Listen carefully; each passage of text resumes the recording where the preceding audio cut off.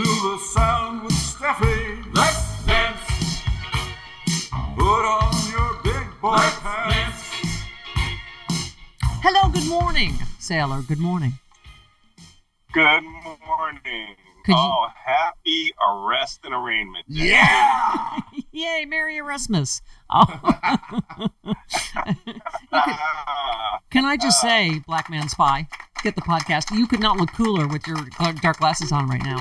You totally look like a spy. Well, that's because I'm sneaking out of Washington right now. I'm in traffic. Oh, okay. Driving out of Washington, D.C. because, believe me, I don't want to be around when the rubes start to understand that an indictment and coming in actually means that you are arrested. Yeah. Yeah. And then they bring you before a judge to determine whether you have bail and to have the charges read against you. So it's actually awesome in Washington today. It was awesome. More awesome the day before when I was in front of the Penniman Courthouse. And they announced while I was literally sitting at the light that Donald Trump had been indicted. Yeah. Oh, fantastic. Malcolm, it strikes me, everybody's discussing, which case is more serious, espionage or sedition? It strikes me both of them are in your areas of expertise, right? But I mean, well, go ahead. Yeah. Go on. Go ahead. No, go ahead. I was going to say this certainly falls under my area of expertise because, as you know, I wrote a book called "They Want to Kill Americans," and we are seeing an alarming increase in people talking civil war. The United States should split up in the last 24 hours that I've seen in months. Yeah. I know. I mean, the fact that we have to monitor terrorist chatter for one, septuagenarian traitor being arrested today, it tells you everything you need to know. You retweeted someone that said the indictment of Trump for the horror of 1/6 is critically important to ensure America is still seen by so many around the world as the shining city on a hill. The world watches us closely. What happens in the U.S. has global implications for the future of democracy. Exactly what, you were over in Ukraine helping fight for, right? Well, we all have to work hard to keep the two pillars of democracy established, that out in the East and the fight in Ukraine. But now, ever more so, the number of people in the United States who have, one, never heard not a word of this indictment. They were discussing this on Morning Joe. I guess Mika Brzezinski watches Fox News when she's at home. They have not read one word from this indictment. To the 80 million people or 71 million people that voted for Donald Trump have not a clue that he was actually committing crimes and that the crimes were in commission and underway, and they don't care. They're proud of it. Ron DeSantis made a point of saying, I haven't read it. Yeah. Right? Yeah. Oh, my God. There was I don't know if you guys have put that on. There was a funny British skit where a guy calls into a radio show and he goes, it's disgusting what they're doing to Donald Trump. That means just about anybody who commits crimes can be arrested and brought before justice. Yeah, exactly. Malcolm, what was your reaction? I mean, if you read it, it is just so powerful and clean and I think brilliant that he's obviously that Donald Trump is the only one named, that, clearly he's going to indict these co-conspirators as well, but not in the same trial. I'm hearing more and more legal experts that are confident we are going to have this verdict before the election, which I think is the, terrifying thing for all of us. Is he going to run out the clock again, right? Well, you're absolutely right. And, I had just published this Substack this week about whether Donald Trump was stealing those documents to sell them. And go ahead and take a read of that. But now I'm going to put out a nice, powerful one about whether the United States right now, it's not even whether, we know the United States right now is going through one of the most amazing periods in American history.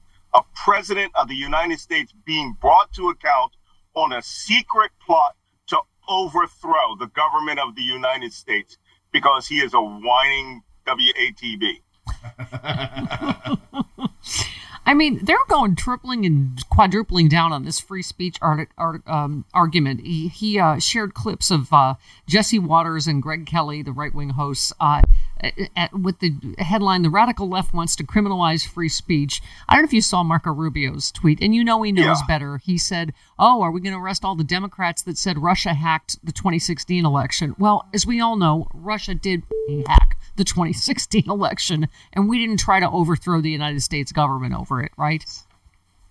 Yeah, absolutely. And, these arguments are specious.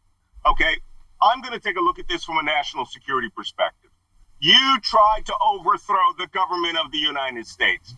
And as one of my favorite Twitter handlers, PowerPoint Sapper, put the other day, treason, it bad.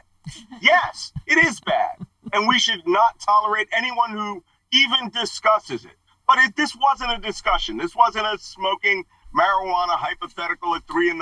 in your university dormitory. This was a conspiracy of people who got together to create a plan, executed that plan in many instances, and then tried to overthrow the government of the United States because they wanted to maintain and hold on to power by all means necessary.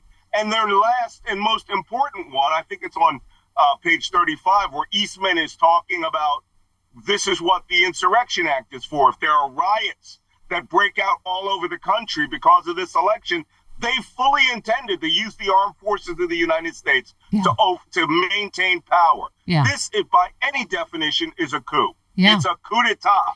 And we need to stand up to everyone.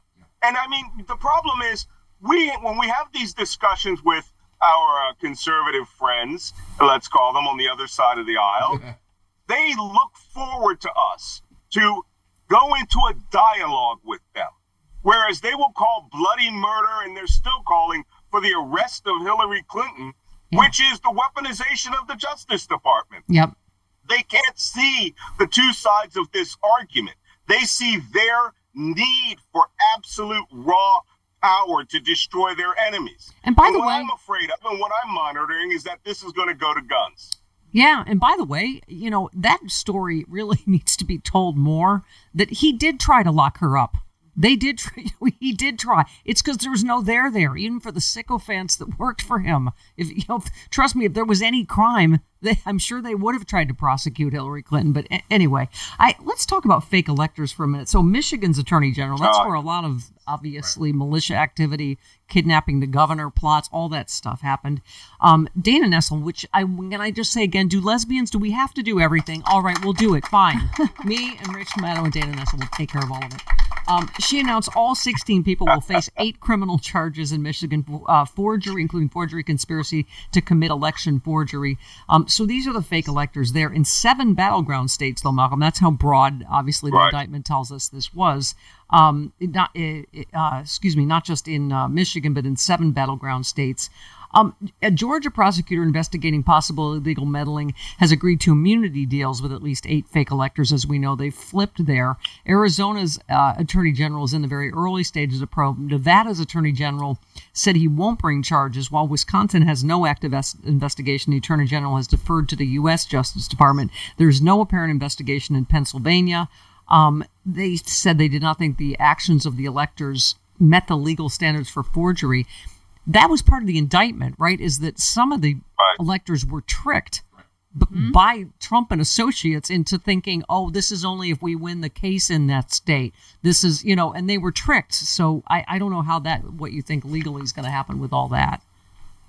Well, you know what? The whole strategy of the fake electors, which was thought up by Eastman, who I believe is co-conspirator number 3, and pushed by, co-conspirator number 4, the insanely crazy Sidney Powell. Yeah. All right.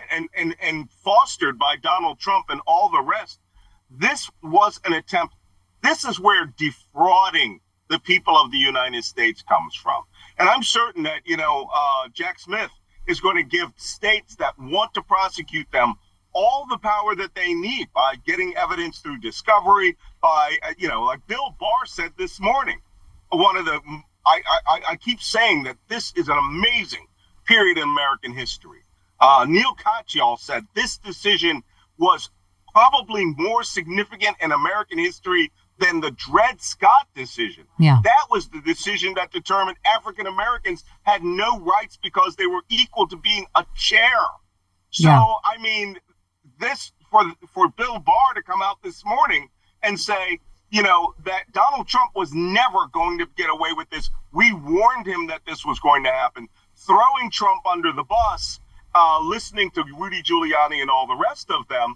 I'm sure Jack Smith, as Bill Barr said this morning, has a lot more evidence than anybody knows. Yeah. Barr said the way that he wrote this document showed me and anyone else working at Justice Department that he has things no one has discovered.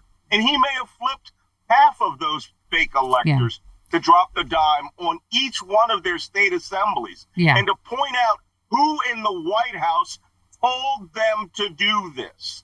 That is the hinge of this whole story. Yeah. Was it Donald Trump making calls himself? You know what? That indictment speaks, and I'm almost certain that that's going to be a secondary story that leads to Donald Trump's conviction. You are correct. Bill Barr is right on many of those things. He also could shut the F up because he could have stopped this at Trump Russia when he knew he was also a traitor then, and colluding with Russia and obstructing justice.